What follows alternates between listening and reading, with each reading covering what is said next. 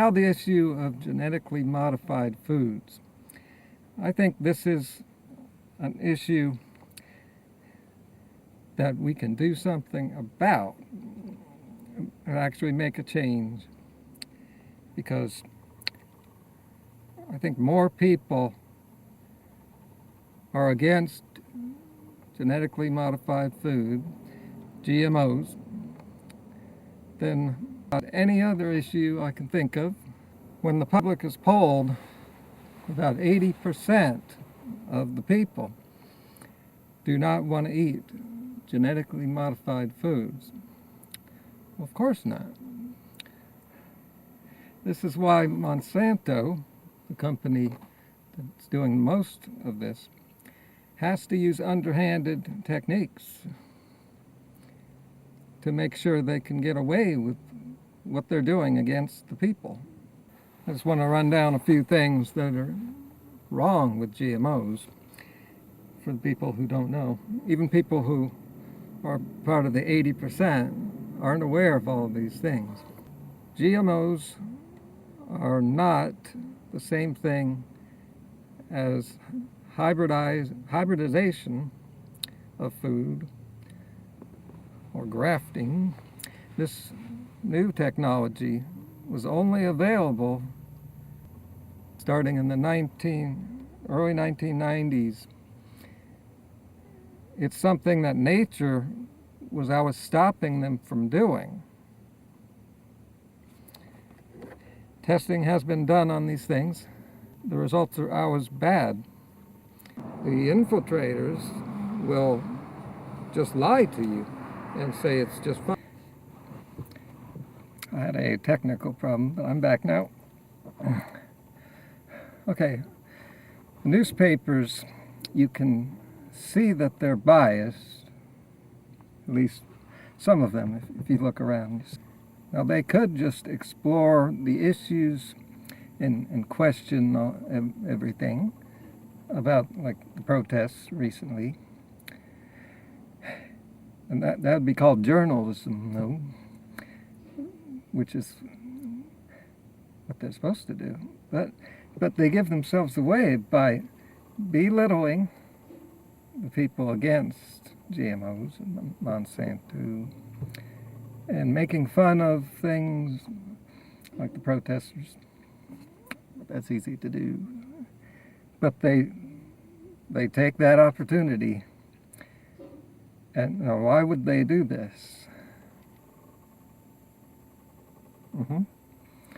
Monsanto's gotten into a lot of trouble over the decades, and I could go through some stuff, but there's nothing like looking this stuff up for yourself. Just a little research is amazing what it will do. We'll just give you an idea of what's going on here. For instance, they've been convicted of contaminating 50 million people through the water supply. And they've also been sued for Agent Orange contamination, where they had to pay $300 million. They've also gotten in trouble for creating monopolies, or trying to.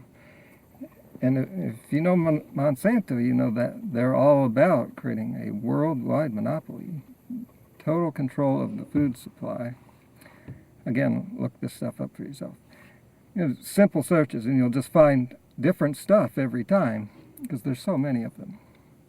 And again, with the news bias, the news doesn't, some stories don't tell you any of these things. They just attack the protesters. So when the news is doing this, you got to wonder. And also recently, President Obama has given, I don't know how to word it right now. I'm running out of disk space again. They have, you probably heard it, it was in the news. They gave Monsanto basically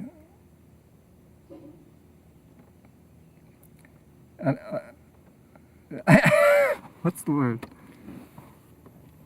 They can't be sued. They're untouchable.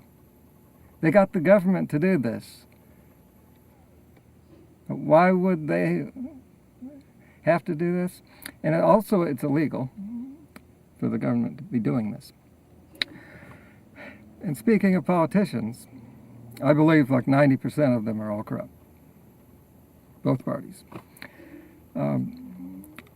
Both the Obama family and Bush family eat an almost entirely organic diet. Look this up. Look this up. Which organic means it can't be GMO. So, and this is probably true for a lot of politicians. They probably don't eat. They probably avoid GMO.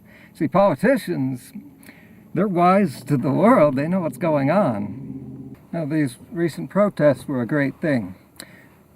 But it's 15 years behind where we should be, which shows we need to get organized. I'm not going to create this organization. I'm just putting the word out. We all have to act together. And yes, more protests, but that's just the first step. And some rules about the protests. No dressing up. And no masks. Please. Just look like you're a normal person. Because we are normal people. 80% of us are against this. Let's make this happen. And as you might have guessed, I have a lot to say about this issue. So I'm making more videos about GMOs.